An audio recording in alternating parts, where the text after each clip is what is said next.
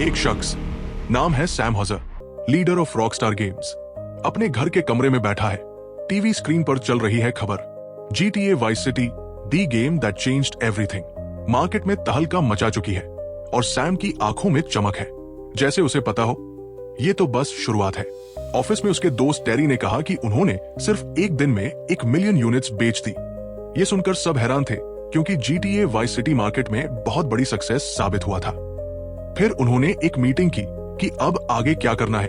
अब वो एक नया GTA बनाना चाहते थे, जिसका नाम GTA सैन एंड्रियस होगा, जो और ज्यादा रियलिस्टिक होगा और उसमें एक कूल स्टाइल होगा, ऐसा जो प्लेयर्स को इमोशंस फील करवा सके।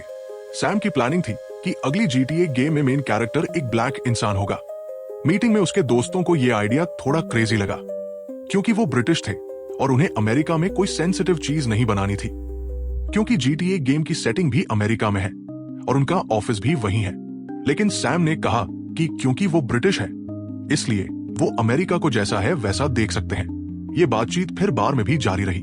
वहां भी सैम इसी बात पर अड़ा रहा कि GTA गेम में मेन कैरेक्टर ब्लैक होना चाहिए। अगर ऐसा हुआ तो वो पहली बार होगा जब किसी वीडियो गेम में ब्लैक इंसान को मेन रोल दिया जाएगा। दूसरी तरफ एक 18 साल का लड़का, जिसका नाम डेविन मोरे था, वो अपने घर पर GTA गेम खेल रहा था। वो गेम में इतना डूब गया था कि उसका माइंड पूरा गेम की दुनिया में चला गया था। एक रात उसने गेम की तरह एक कार चोरी की और फिर पुलिस ऑफिसर को भी घायल कर दिया, जो उसे पकड़ने की कोशिश कर रहा था। उसने खुद कार को रोड के किनारे खड़ा किया ताकि पुलिस उसे पकड़ सके।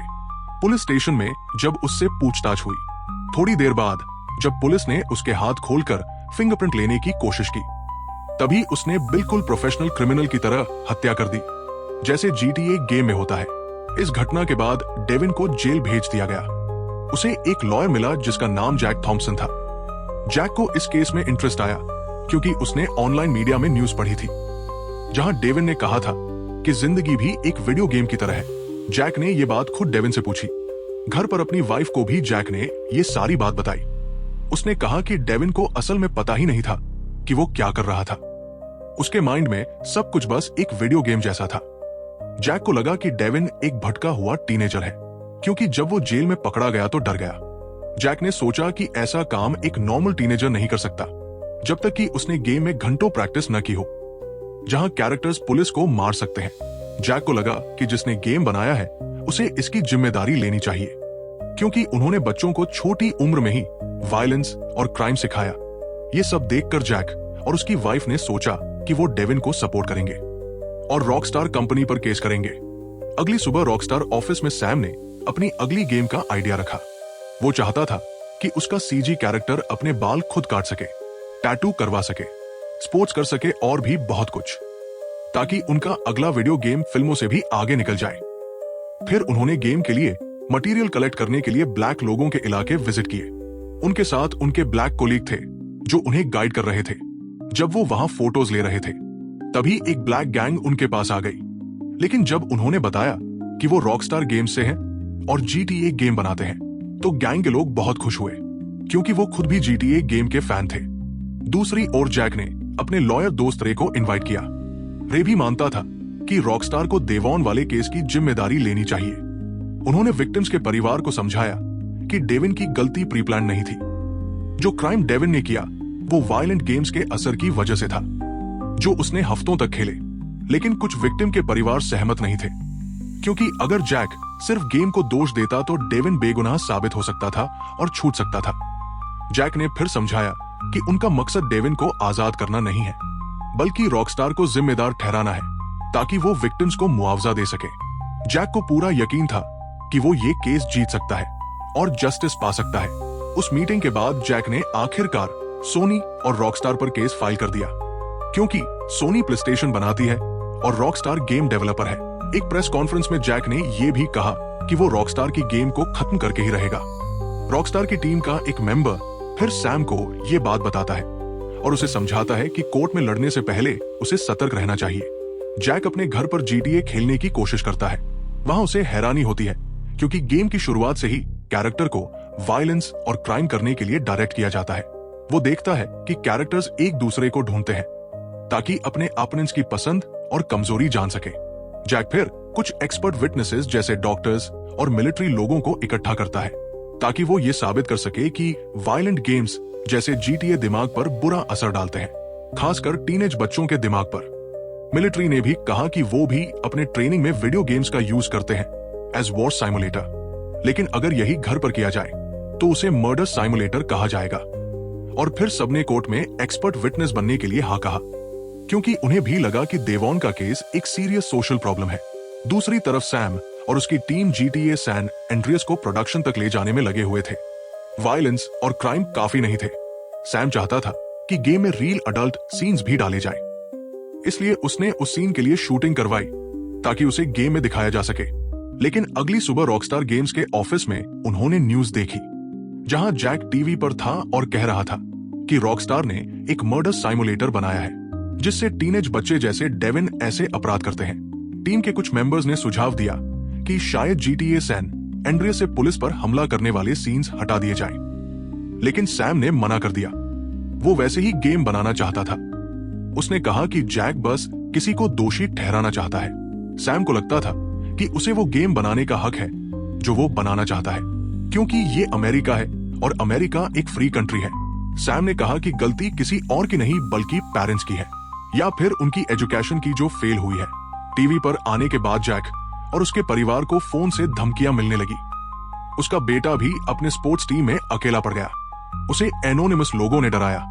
जब जैक घर आया तो उसके बेटे ने कहा कि शायद जैक को लगता है ये गेम लोगों को हर्ट करती है, लेकिन हर बच्चा और टीनेजर डेविन जैसा नहीं करेगा। यहीं से जैक को एहसास हुआ कि उसके एक्शंस की वजह से उसका बेटा परेशान हो रहा है। इसलिए उसने सोचा कि वो अपने बेटे के स्कूल जाकर वहां के स्टूडेंट्स को समझाएगा ताकि बच्चे भी समझ सकें और उसका बेटा फिर से बुलीड न हो। दूसरी ओर सैम नाराज था क्योंकि जो अडल्ट सीन्स वो डालना चाहता था उसकी वजह से GTA सैन एंड्रियस को अडल्ट ओनली रेटिंग मिल सकती थी, जिससे फ्यूचर में गेम की सेल्स पर असर पड़ेगा। टीम के इनपुट के बाद सैम ने आखिरकार तय किया कि वो अडल्ट सीन्स हटा देगा, क्योंकि गेम रिलीज के बहुत करीब था। जैक थॉम्पसन से लड़ने के लिए रॉकस्टार गेम्स ने एक हाई लेवल लॉयर को हायर किया जिसका नाम था ब्लैंक रूम। जैक और उसकी वाइफ ने जब ये सुना तो वो नहीं डरे। वो हर रिस्क लेने को तैयार थे। जैक ने ब्लैंक रूम को ईमेल भेजा। उसमें लिखा कि उनके क्लाइंट को डिफेंड करना गलत है और अगर वो रॉकस्टार को सपोर्ट करते हैं तो वो लीगल प्रोफेशन की रेपुटेशन खराब कर रहे हैं। लेकिन ब्लैंक रूम फिर भी कोर्ट में आया और जैक की ईमेल को इग्नोर किया। इस ईमेल की वजह से ब्लैंक रूम ने जैक की शिकायत जज से कर दी और ये पता चला कि एक लॉयर द्वारा दूसरे लॉयर को ऐसी ईमेल भेजना कोड ऑफ एथिक्स का उल्लंघन है। जज ने कहा कि जैक का ऐसा करना एरोगेंस है और इसके कारण जैक को उस केस से बाहर कर दिया गया। रे ने फिर उस केस को संभाला। हालांकि जैक को केस में हिस्सा लेने की इजाजत नहीं थी, लेकिन वो फिर भी ट्रायल देखने आता था। लंबी कहानी को छोटा करें तो ट्रायल में जज ने फैसला दिया, क्योंकि एक्सपर्ट विटनेसेस ने एडमिट किया कि उन्होंने कभी डेविन मोरे से मुलाकात नहीं की थी और उन्हें क्राइम की पूरी जानकारी नहीं थी। इसलिए जो एविडेंस दिया गया था वो जज के लिए वैलिड नहीं था। जज ने कहा कि एक्सपर्ट विटनेसेस ये साबित नहीं कर सकते कि डेविन ने जानबूझकर ऐसा किया या नहीं। यहां तक कि जज ने यह भी कहा कि डेविन का वायलेंट एक्ट एक वीडियो गेम की वजह से प्रोग्राम हुआ था या नहीं। इसलिए जज ने फैसला सुनाया कि ट्रायल खत्म होता है और रॉकस्टार गेम जीत जाता है। जैक, जो बहुत नाराज और दुखी था, वो चिल्लाया और कहा कि यह फैसला शर्मनाक है। ट्रायल खत्म होने के बाद नाराज जैक ब्लैंक रूम की टीम के पास गया, लेकिन उससे कुछ कहने से पहले ही ब्लैंक रूम ने कहा कि वो जैक को स्टेट अटॉर्नी के पास लेकर जाएंगे ताकि जैक के अनएथिकल एक्शंस की जांच हो सके। फिर भी जैक रॉकस्टार गेम्स को दोष देता है कि वो ऐसी वीडियो गेम्स बेच रहे हैं जो बच्चों और टीनेजर्स के लिए सही नहीं है। ब्लैंक रूम की जीत की खबर सैम तक पहुंचती है और उसे जज के फैसले से राहत मिलती है। इसके बाद वो फिर से GTA सैन एंड्रियस पर ध्यान देता है, जो अब रिलीज के बहुत करीब है। रॉकस्टार के सारे एम्प्लॉइज ने दिन रात मेहनत की। 2 साल की मेहनत के बाद आखिरकार उनका गेम तैयार हो गया। फिर टीम के एक मेंबर ने गेम की copy video game regulatory agency को दी। GTA San Andreas officially market में रिलीज हुआ और ये दुनिया के सबसे ज्यादा बिकने वाले गेम कंसोल्स में से एक बन गया। वहीं दूसरी ओर जैक को पता चला कि ब्लैंक रूम ने स्टेट अटॉर्नीज ऑफिस को मना लिया है और अब उसकी लाइसेंस रिवोक की जाने वाली है। जब वो अपनी वाइफ से बात कर रहा था, तभी किसी ने उसके घर पर पत्थर फेंके जिससे खिड़की का कांच टूट गया। एक दिन जब जैक गोल्फ खेल रहा था तो उसने भगवान से दुआ की, क्योंकि वो अंदर से टूट चुका था और इन लोगों के खिलाफ अब और नहीं लड़ पा रहा था। ये सब उसकी सोल और फैमिली को तोड़ रहा था। दूसरी ओर रॉकस्टार गेम्स के ऑफिस में सैम खुश था, क्योंकि प्लेयर्स के कमेंट्स पढ़कर पता चल रहा था कि लोग उनके नए गेम से बहुत सेटिस्फाइड है। ऊपर से दुनिया भर में हुई जबरदस्त सेल्स ने उसे और उसकी टीम को और खुश कर दिया। उन्होंने इस खुशी में सेलिब्रेशन भी किया। गेम ने बहुत लोगों का ध्यान खींचा, खासकर गेम मॉड करने वालों का, जिन्हें मॉडर्स कहा जाता है। पैट्रिक नाम का एक आदमी नेदरलैंड से, जो गेम मॉडिफिकेशन का बहुत बड़ा फैन था। उसे गेम के अंदर एक ऐसा प्रोग्रामिंग कोड मिला जो गेम में दिखाया नहीं गया था। पैट्रिक ने GTA के गेम कोड को अच्छे से समझा और उसे वहां पर वो अडल्ट सीन्स मिले जिन्हें सैम पहले इंक्लूड करना चाहता था। मालूम पड़ा कि वो कोड डिलीट नहीं हुआ था, बस छुपा दिया गया था। एक दिन पैट्रिक द्वारा वो सीन ऑनलाइन लीक कर दिया गया और YouTube पर वायरल हो गया। इस वायरल वीडियो की खबर जैक तक भी पहुंच गई और उसने सोचा कि अब रॉकस्टार के खिलाफ फिर से हमला करने का सही वक्त आ गया है। दूसरी तरफ पैट्रिक, जिसे जर्नलिस्ट्स ने ढूंढ लिया, उसने साफ कहा कि जो भी उसने अपलोड किया वो सब GTA डिस्क से ही था। लेकिन रॉकस्टार की तरफ से टेरी ने मीडिया से कहा कि हैकर्स या मॉडर्स ने गेम को बदल दिया है। सैम को इस बात से गुस्सा आया, क्योंकि टेरी ने मॉडर्स को ब्लेम किया, जबकि मॉडर्स असल में गेम के सबसे ज्यादा लॉयल फैंस होते हैं। जब ये बात हर जगह फैल गई तो जैक थॉम्सन को फिर से रॉकस्टार से लड़ने का हौसला मिला। यहां तक कि यूनाइटेड स्टेट्स सेनेटर ने उसे व्हाइट हाउस बुलाया ताकि इस मामले पर बात हो सके। रॉकस्टार गेम्स ने फिर से ब्लैंक रूम की मदद ली। उन्होंने सैम से पूछा कि पैट्रिक के पास वो सीन कैसे आया। सैम ने सच बता दिया कि वो सीन पहले गेम के लिए बनाया गया था, लेकिन बाद में कैंसिल कर दिया गया ताकि गेम को नेचर रेटिंग मिल सके।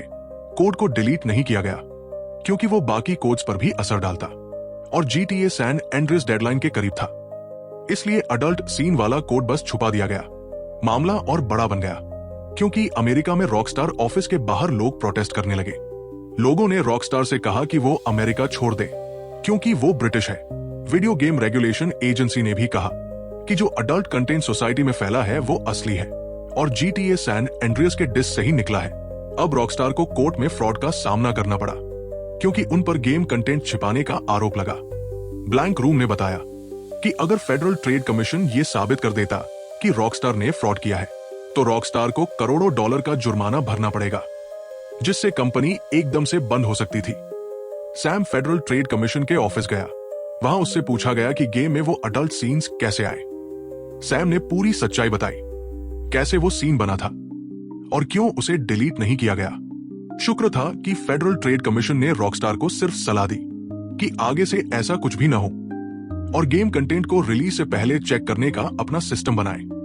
कोई फाइन नहीं लगा, कोई पेनल्टी नहीं दी गई, बस वादा लेना पड़ा कि दोबारा ऐसा नहीं होगा। वहीं जैक थॉम्सन की किस्मत खराब हो गई। स्टेट अटॉर्नीज ऑफिस ने फैसला लिया कि जैक को उसकी मिसकंडक्ट के लिए जॉब से हटा दिया जाए। कोर्ट में साबित हुआ कि उसने 31 एथिक्स रूल्स तोड़े थे और उसे वकील की नौकरी से पूरी तरह निकाल दिया गया। लेकिन इस पूरे मामले के बाद हिलरी क्लिंटन ने एक नया कानून बनाया, जिसे फैमिली एंटरटेनमेंट प्रोटेक्शन लॉ कहा गया, जो वायलेंट गेम्स को माइनर्स को बेचने से रोकता है। जैक थॉम्सन भले रॉकस्टार से कॉम्पेंसेशन नहीं ले सका, लेकिन उसने कानून बदल दिया और यहीं पर यह कहानी का अंत होता है। ऐसी और वीडियोस के लिए चैनल को सब्सक्राइब करें, नोटिफिकेशंस ऑन करें और चैनल को सपोर्ट करने के लिए लाइक जरूर करें।